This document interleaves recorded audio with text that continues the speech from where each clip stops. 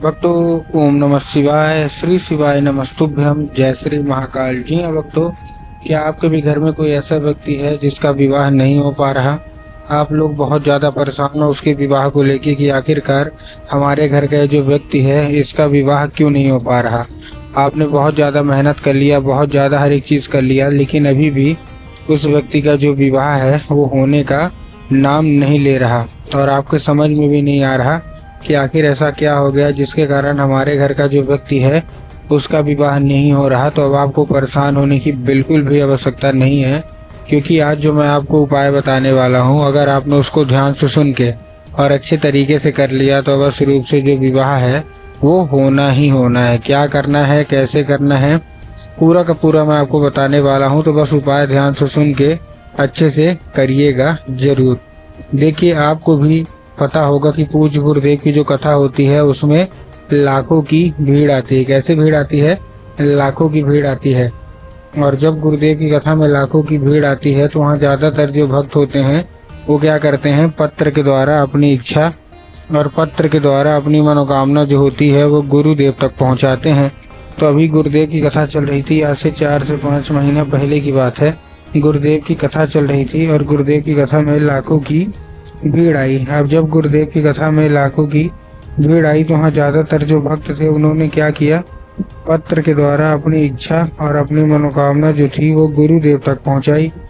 जब जैसे ही गुरुदेव के पास पत्र पहुँचा और गुरुदेव ने पत्र पढ़ा तो वहाँ गुरुदेव ने देखा कि ज़्यादातर जो भक्त हैं उनकी क्या है, केवल और केवल एक ही इच्छा और एक ही मनोकामना है कि गुरुदेव, हमारे घर का एक व्यक्ति है, किसी का लड़का था, किसी का लड़की थी, इसका विवाह नहीं हो पा रहा है। हम लोग बहुत ज़्यादा परेशान हैं कि आखिरकार इस व्यक्ति का जो विवाह है वो क्यों नहीं हो पा रहा।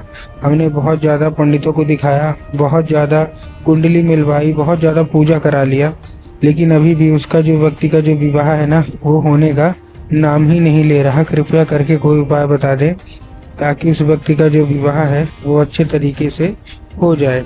अब जैसे ही गुरुदेव ने ये देखा कि ऐसी ऐसी दिक्कत है, तभी गुरुदेव ने 2 से 3 उपाय बताए और कहा केवल और केवल ये उपाय कर लेना, तुम्हारे घर का जो कोई भी व्यक्ति है, जो कोई भी सदस्य है जिसका भी विवाह नहीं हो पा रहा, बस रूप से उसका जो विवाह है वो होना ही होना है।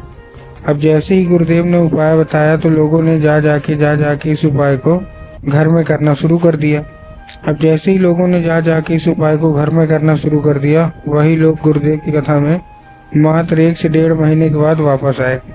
अब जब वही लोग गुरुदेव की कथा में वापस आए तो उन्होंने क्या किया, फिर से एक बार गुरुदेव को पत्र लिखा, लेकिन ये वाला जो पत्र था ये गुरुदेव को धन्यवाद के रूप में पत्र था कि गुरुदेव धन्य हो आपका, आपके द्वारा बताया गया उपाय हमने कर लिया है, हमारी इच्छा मनोकामना जो है वो भी पूरी हो गई है, आपका कोटि कोटि धन्यवाद। तो देखिए, जो लोग भी मेरी आवाज़ अभी सुन रहे हैं ना, अगर आपको भी जानना है कि आखिर ऐसा कौन सा उपाय है जिसको करने मात्र से इच्छा मनोकामना पूरी हो जाती है, तो चलिए हम बताते हैं आपको आज की इस वीडियो के माध्यम से कि आपको करना क्या है। तो बस उपाय ध्यान से सुन के अच्छे से करिएगा जरूर। तो देखिए, जो हमारा सबसे पहला उपाय है, इस उपाय में आपको करना क्या है। जो हमारा सबसे पहला उपाय है, इस उपाय में सबसे पहले आपको लेना है 3 काली मिर्च और साथ में लेना है आपको 1 धतूरा। तो 3 काली मिर्च ले लिया, साथ में आपने 1 धतूरा ले लिया। धतूरा लेने के बाद आपको करना क्या है, जैसे आपने धतूरा लिया, धतूरा लेने के बाद अपने बच्चे के हाथ में, तो मतलब जो आपका बच्चा उसको बोलिएगा कि दक्षिण दिशा में खड़ा हो जाए और उत्तर की ओर अपना चेहरा कर ले। अब देखिए, दक्षिण और उत्तर में ना बहुत सारे लोग कंफ्यूज होते हैं कि दक्षिण क्या है, उत्तर क्या है, हमको थोड़ा साफ साफ बताओ। तब गुरुदेव ने साफ साफ बताया है कि आप जिस भी शिव मंदिर जा रहे हैं उसी मंदिर का जिधर साइड जलाधारी होगा, आपको अपना चेहरा उधर साइड करके खड़े हो जाना है। ठीक, खड़े हो गए। खड़े होने के बाद आपको करना क्या है, एक नाम लेना है। कौन सा? महादेव का बहुत ही सुंदर सा नाम है, श्रम्भेश्वर महादेव।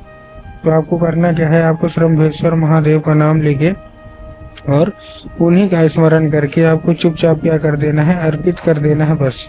पूज्य गुरुदेव कहते हैं कि अगर आपने ऐसा कर लिया तो अवश्य रूप से इच्छा मनोकामना जो है ना वो पूरी होनी ही होनी है। और आपके घर का जो कोई भी व्यक्ति है जिसका भी विवाह नहीं हो पा रहा ना, अवश्य रूप से उसका जो विवाह है वो भी होगा ही होगा। ठीक, ये था हमारा कौन सा, ये था हमारा सबसे पहला उपाय। अब हम चलते हैं अपने दूसरे उपाय की ओर। अब देखिए जो हमारा दूसरा उपाय है, इस उपाय में आपको करना क्या है। इस उपाय में आपको चाहिए लाल चंदन। अब जैसे आप लाल चंदन लेंगे, लाल चंदन लेने के साथ साथ आपके घर में, ठीक है ना, तो आपको कुछ नहीं करना है, आपको जाना है बाजार और बाजार से लाल चंदन लेके आइएगा अगर आपके घर में नहीं है। ठीक, लाल चंदन ला लिए। लाल चंदन लाने के बाद इसको लेके पहुंच जाना है कहाँ, सीधा सीधा शिव मंदिर।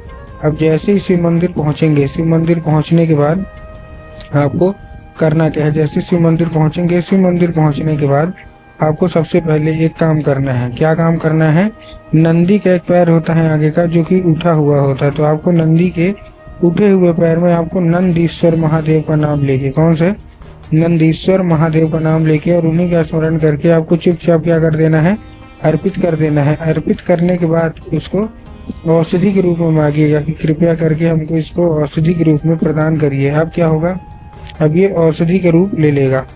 अब 5 मिनट तक आपको खड़े रहना है और 5 मिनट तक खड़े रहने के बाद जो अपनी उंगली है वो वही जो आपने अर्पित किया है ना, उसी जगह पे आपको क्या करना है, जहाँ आपने अर्पित किया है तो उसी जगह पे आपको फिर से छूना है और छूने के बाद उसको ले आना है घर। घर लाने के बाद आपको करना क्या है, केवल और केवल एक काम करना है। जैसे आपने घर लाया, घर लाने के बाद जहाँ आप लोग सोते हैं और जिधर साइड सर करके सोते हैं, उधर साइड की जो दीवार होगी ना, उसी दीवार में आपको क्या करना है, अर्पित कर देना है बस।